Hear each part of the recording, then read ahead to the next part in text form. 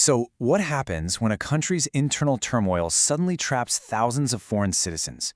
Today, we're digging into the story of Indian nationals caught right in the middle of massive protests in Iran and the diplomatic lifeline that brought them back home. If Modi ji is there, everything is possible. I mean, wow. That was one of the very first things an Indian national said after landing safely back home. It's a statement just packed with relief. But to really get what that feeling means, you have to understand the danger they had just escaped.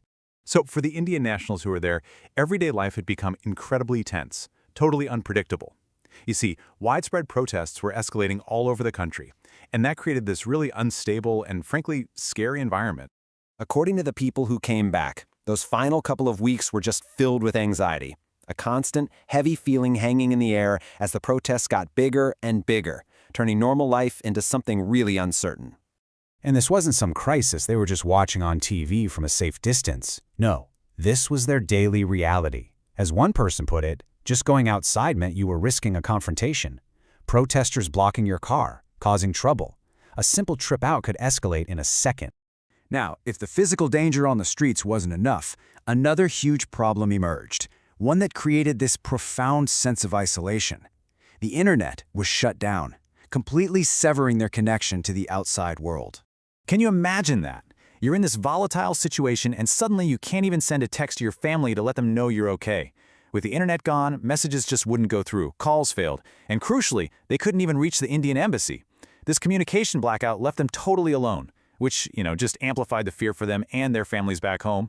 But then, right when things seemed their bleakest, a lifeline appeared. The Indian embassy somehow managed to break through that communication blackout and started coordinating a response. And that first official message that finally got through, it was crystal clear and urgent. Leave as soon as you possibly can. This was so much more than just advice. It was the first real signal that an organized effort was actually happening to get them out. A huge beacon of hope. This quote, it really reveals a crucial psychological anchor for the people who were trapped in all that chaos. There was this deep-seated belief that their government wasn't going to abandon them. That confidence, that feeling that help was on the way, was absolutely critical.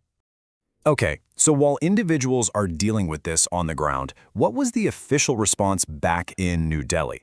How did India as a nation react to this whole escalating crisis? Well, to really get a grip on the scale of the challenge here, you have to think about this number, 9,000. That's roughly how many Indian citizens were in Iran, and a lot of them were students. So this wasn't about rescuing a handful of people, it was about the safety of an entire